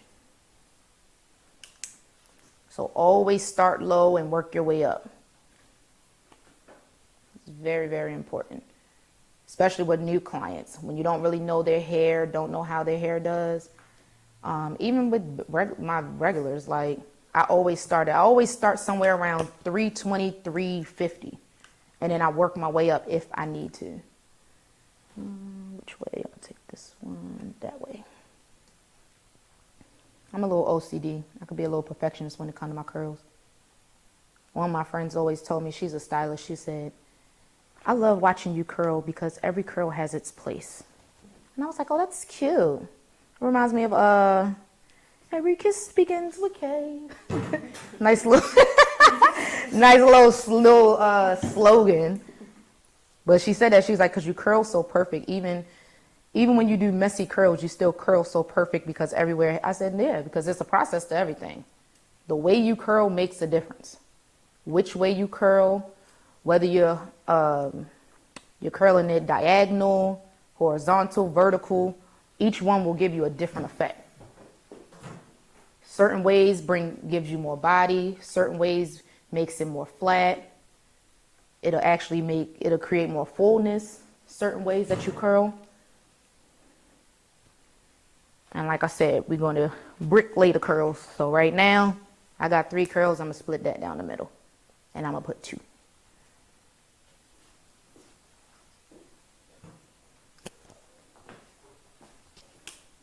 Everything that you do is always, it's a process and a system to everything. There's a reason why you're doing everything that you're doing. And you let them clients, even if they don't understand what you're doing, you let them know that. So they don't think that you're out here just doing anything. They don't think you're doing it just because you've seen it on Instagram and YouTube and TikTok. Oh, I seen this TikTok video. I want to try this. Okay, well, what are they doing and why? Oh, I don't know. I just seen a girl do it. Okay. What's the benefit? What's the result? I don't really know. I just seen the way she did it and I never did it before, so I just want to do it. No, not happening.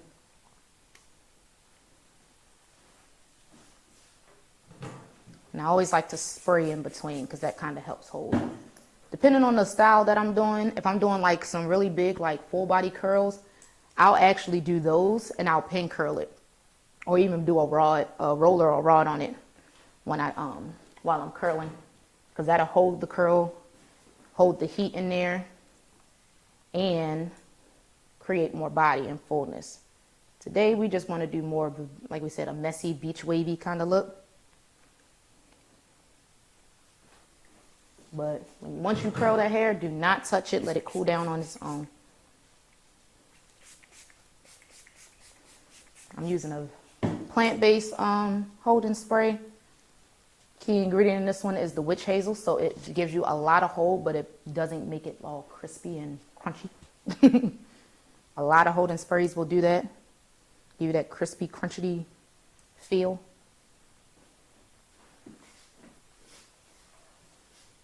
And like I said earlier, professionals, stop being stingy with y'all products.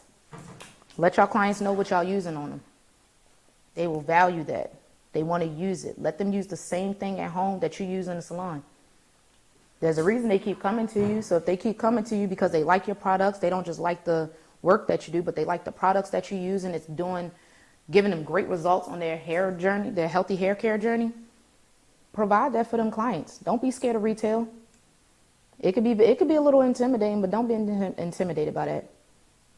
You sell that product and you make sure. And it ain't always about money. My key thing with selling retail to my clients is not just to make money, it's to make sure that they have the right products and the right tools at home to use. Because like we said, that's the best way that they can keep up the services that you give them. How can I trust my client to take care of her hair at home if she's not using professional grade products that I'm using to help her hair last in the salon? Instead, you'd rather your client go out and buy some Suave and Dove and go into department stores buying their hair products. Nothing against the department stores, but some of them are not legally authorized to sell some of these professional brand products. Keyword, professional. I seen a post the other day, and it was, they were talking about edge controls. And they were saying how some of these edge controls have certain ingredients that are toxic ingredients. And 2 out of the 6 did not have the products in it, the ingredients in it. And those was the only 2 professional brands. Everything else was your typical Jam and Eco Style and, you know, some of your beauty supply store brands. And not saying that anything is, you know, completely wrong with them, but you got to be careful with that. If you're going to a professional to get your hair done, you should still be using professional products. Especially if they're working for you. Now, if you're getting it done by the professional and it's not working, it's not giving you the results you want, cool. You know, find something that does work for you. Because I have clients that use their own concoction and combination of products at home, and it works for them. Even the stuff that I use on them still works, but they just have their own regimen at home that works for them, and I'm okay with that. My thing is, all right, well, what are you using? And let me make sure you're using it right. I have one client that literally bought everything from me because I sell the flat irons and the blow dryers that I use. Everything I use on you, I sell. And that's the best way that you can keep it up, and I can trust that you'll keep it up the right way at home. All the way down to the flat iron. She bought everything. She got the blow dryer, and now that she got everything, she don't really know how to use it. But she got it. So now all she got to do is just book her class because, like I said, I educate and I teach my clients every visit. I don't care. You don't have to ask me to educate you on your hair. I'm going to give it to you. But to have that extra time, that private time to actually work through something hand in hand, that's what those client classes are for. Because some people just need more time. I don't like to rush my clients and rush what I'm teaching. So we could take an hour out on a day that you're not just getting your hair done and that cut into the next client's appointment time. Hey, let's do it. So some stylists, y'all should. I mean, I know I share everything. I know that's a gem and something that I offer, but start offering y'all clients that extra personal time to really get to know their hair and help them get to know their hair. They're always going to come to you. Your doctor doesn't not tell you how to take care of your body because they think you're about to be a doctor and go see somebody else. They know you're only going you're most of the time you're required to see them at least once a year. But they're not going to not tell you how to take care of your body for that year. Now, whether they see you in a year, 2 years, 3 years, 2 weeks, 3 weeks, their job is to recommend as much as they can according to what you tell them and what you have going on. Recommend as much to them as possible for you to take care of your body. They're not going to not tell you how to take care of yourself where you're nice and healthy. So stop being scared to educate your clients and tell them what to do and how to do it.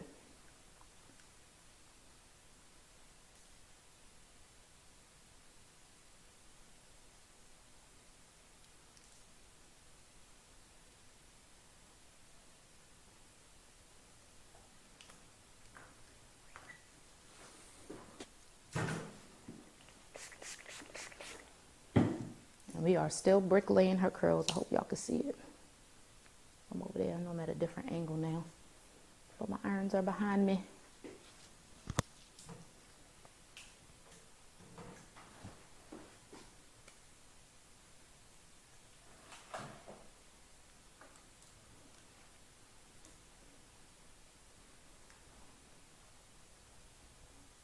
Dang, I'm so mad my phone died.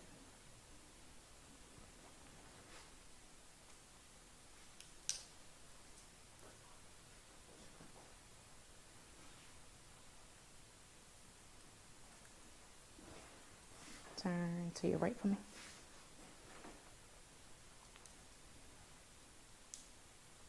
You got an iPhone cord in here? Charger? A phone? Mm-hmm. Yeah, right. You mean take your phone off? No, to put that one on.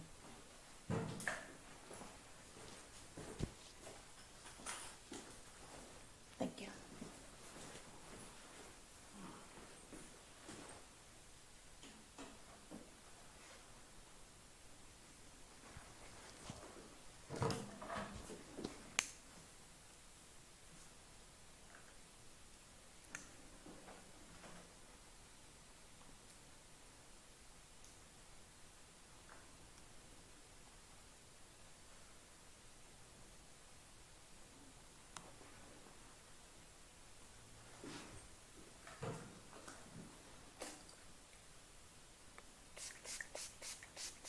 We have a question. Mm-hmm. Ariel Brown writes, where to find the Academy information? CherelleRenee.net.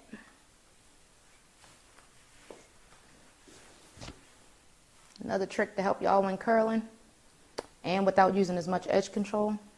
spray the teeth of your comb with your holding spray. And when you spray the teeth of the comb, it allows the spray to get in between the teeth. So when you comb the hair, the spray is getting through the hair and not just sitting on the surface. A lot of times when that frizziness and your curls fall, that comes from underneath. When you comb it through, that allows that holding spray to get through the hair and give you a better hold. And without having to use too much other products. I don't like a lot of product.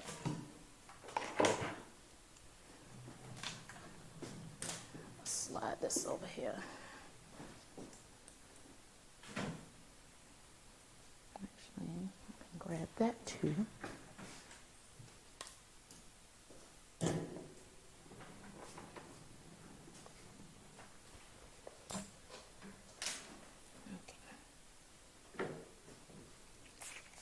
A little bit of shine, that's all. Nothing too much. And like we said, if you do a really good blow dry, you won't have to use as much product. And that's with your real hair and extensions. See, I gotta go back and see which way I curved that one. Okay.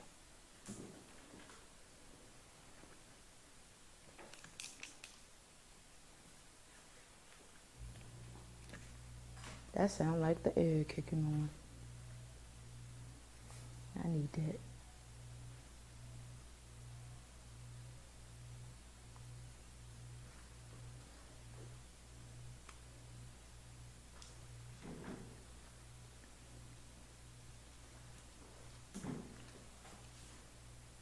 Dang, I'm so mad that live ain't gonna be up there. When you do a live, you gotta press post afterwards, or would it automatically post? Y'all don't know. I think it automatically posts, don't it? Like after you do the live, doesn't it automatically? It should automatically go up. I hope so. I hope so. Because I needed to go back and see some of the questions so I can answer them later.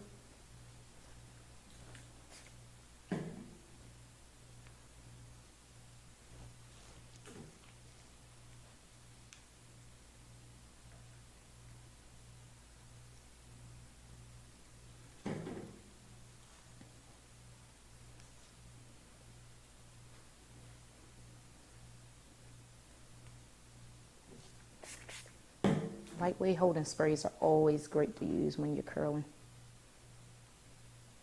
That way you can actually maneuver through the hair. It'll have some movement, it won't be all stiff. They give you a nice long-lasting hold. Okay, we have a question. Mm-hmm. Do you go by your first and middle name? Yes. Cherelle Renee is actually my real name. Renee is not my last name, but it's my middle name. I actually get asked that a lot. People think I made it up. No, my mama. I guess when I get famous, I got it. Thank you, Mom, for my name.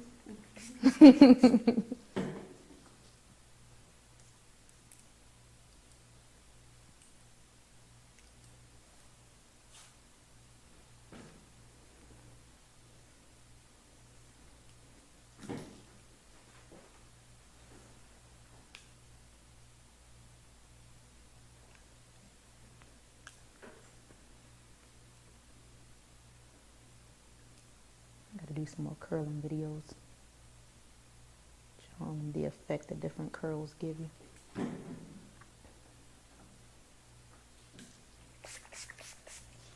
Especially my clients. Y'all be having a hard time recurling your hair. Probably come back to you Friday. See? Y'all heard that. So even though she may not be the one to recurl it Friday, I'm going to be the one to recurl it Friday. And when I go to recurl her hair, I'm not going to use the same iron.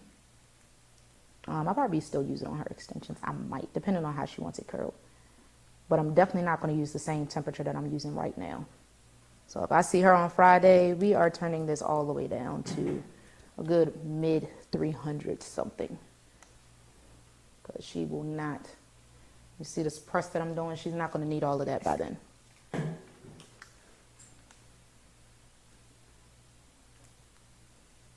Keep it at a good standard temperature where you can always just work your way up to a higher temperature if you need it. But make sure you need it first before just starting that high.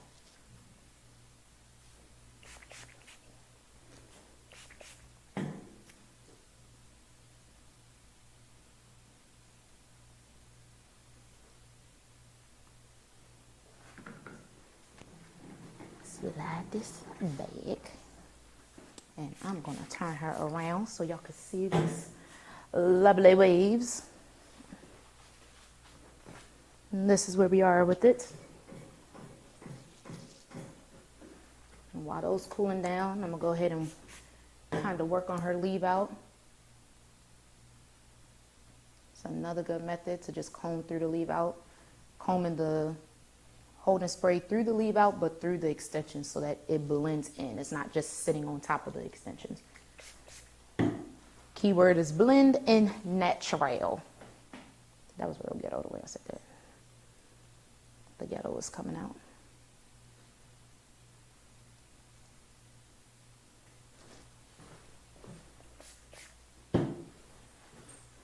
And all I'm doing, I guess I can show what I'm doing.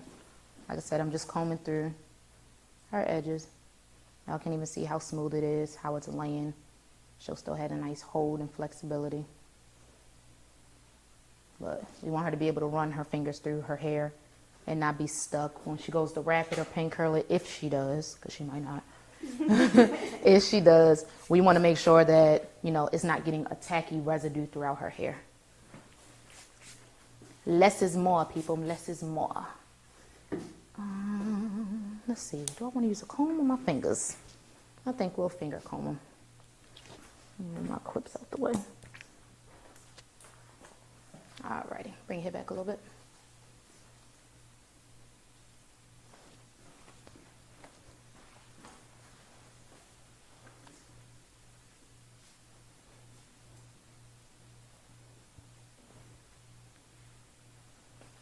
Another thing I like to do too, use your hands and your fingers as your comb.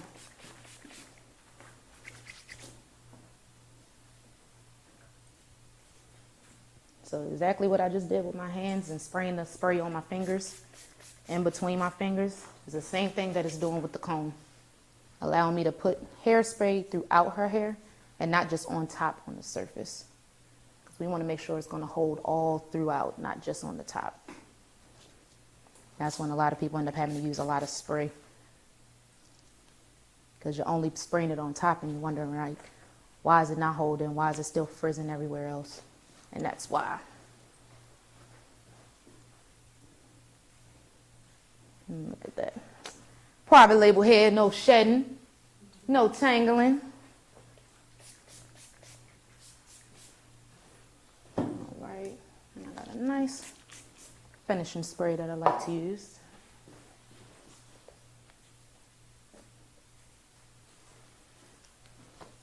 Look at that. Nice loose beach waves. Bring here for it.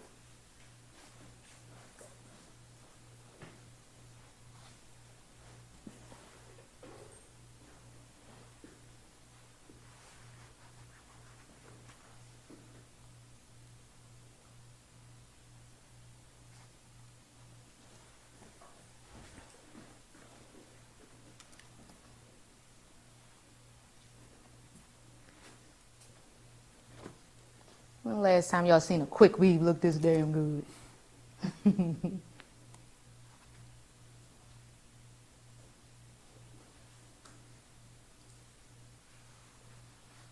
Cherelle writes, that's so beautiful. Thanks, girl.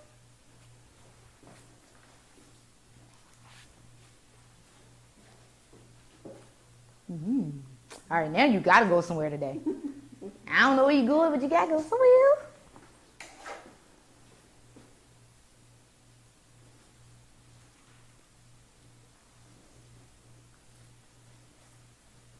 Another person writes, beautiful. Thank you, thank you. You better get you one of these. What's that? A chicken salad. A quick weave. Some beach waves. Chicken salad. I still don't know where the hell that video came from. Like, I just remember hearing the audio all the time. Y'all, you better come get you one of these. What's that? A chicken salad. A chicken salad. You know what video I'm talking about? Alrighty. How you liking? How you liking? Just a longer version of what you just had. Because last time she had it like a nice like collarbone kind of length. She was going for the short and sassy bob. Yes, ma'am. No, you can fluff it out, play in it a little bit, you know. And look, she like, let me get up and see. Nice and fluffy. Renee writes, you did that. Thank you. You gotta add accessories. Oh yeah, add the. Don't forget your accessories. Make sure your clients get their earrings. Get the earrings on. I think it's Letitia writes, hey Cheryl. Rogers. No. Look, I thought it was Tisha. Look at my beautiful sister. Oh yeah, Tisha. I can't wait for my. She said hi, sister. She can't wait for Thursday. She says. Yes. She Thursday or Friday? Thursday. Yes, your beautiful sister. Always does better when you have a beautiful model. Yes, yes. And then to keep this up, because I know a lot of my clients do ask me that, how to keep up waves like this. India not going to do nothing. India is probably just going to put her bonnet on. But, she said, and I'm not. But what you could do is you can flexi rod. Really big flexi rods. The key to flexi rods and pin curls, the bigger the rod, the bigger the curl, the bigger the roller, the bigger the curl. So if you pin curl or you want really big full curls, always make them bigger. You can literally do, I do no less than 6, no more than 10 pin curls. I have some clients that literally be pin curling. They be like, girl, I've been putting like 20 pin curls in my hair. You don't need that many. Unless you really want your hair super tight like that. But even then, you don't have to do that many. You could just make them actually smaller. So with hers, if I was to pin curl this, all of this would be one pin curl. So it can be nice, big, and loose. And you want to make sure that you curl it away from the face. However you want it to fall, that's the way that you curl it. So even when she goes to flexi rod it, if she puts her flexi rods in, this can literally all be one flexi rod. She can literally do about, a good about 6 to 8 flexi rods. Question, where are you living in? Atlanta. The salon is in Perimeter. Salon Studios, Perimeter, right across the street from Perimeter Mall. It's like as soon as you get off the highway, it's that shopping center where Marshalls, Nordstrom, Rack, there's a gym. It's a lot in that shopping center, so you can go shopping and get your hair done. My clients love that now. They be leaving out the salon, telling me, I'm about to go to Marshalls, I'm about to go to Nordstrom, I'm about to go to the mall. So you make a whole nice little day of it, nice little pamper me day, get your hair done, go shopping, get you some food, treat yourself, you know. But yes, I am located at Salon Studios in Perimeter, Suite 129. In Atlanta, Georgia. Okay, so before you sign off, let them know where they can find you, your social media, handle, Okay. websites. Well, one, thank you everyone who all came out to watch. I hope you guys learned a lot, and if you continue to have any more questions or anything that you guys want to contact me about, I'm not that stylist. Call me, ask me questions. I love giving out these gems and teaching and giving everybody what they need to know, especially the professionals and especially the clients. So if you need to get in contact with me, like I said, you can go to my website, which pretty much has everything on there. You can navigate to anything on there, all of my social media, Facebook, Instagram, Pinterest, YouTube, all of that stuff. The website is CherelleRenee.net. So it's my first name, middle name.net, CherelleRenee.net. My social media is all Cherelle Renee Hair or Cherelle Renee Inc., which is short for Incorporated.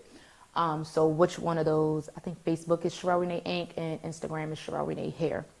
But like I said, everything is on my website where you can go to. I do believe my Instagram is tagged on here, so you guys can go straight to my Instagrams if you want to just go straight to the portfolio and see that. But that's on the homepage of my website too, so you can see that. But anything you need, literally, Cherelle Renee, remember the name. You know, her cape is off, but it was on hers too. I was about to go like this and go to her cape, but I forgot to take the cape off. But yeah, Cherelle Renee, everything. Like I said, you can contact me. Feel free to contact me whenever you need to. Like I said, those professional classes, the stylist classes, give me about a week or two to get those posted up. We already have them as far as which topics and everything, which type of classes we're doing. Clients, y'all classes are already up. So when you go to the booking site, just go to Cherelle Renee Advanced Academy for clients. The stylist, y'all classes will be under Cherelle Renee Advanced Academy for professionals. So I literally got them separated. So my professionals, y'all have your own class. Clients, y'all have your own class. And everything can be, there are going to be options for virtual and in person, which of course we know in person is always better. But if you cannot make it in person, we can make it a virtual class. But I would love to have you guys come in person so we can actually work hand in hand. See the hair, feel the hair, whatever we're doing with the hair, we can actually work hand in hand on what we're doing. Okay, so more comments came in. They say, beautiful job. Thank you, Says, thank you. Thank you. Another says, you're super talented, and the education you gave is definitely top tier. Thank you, thank you. Another one says, I enjoyed this. Got a new technique to try too. Thank you, boo. You're welcome, boo. All right, signing off. Thank you for coming. I'll be back with another method, another technique or something. I got you.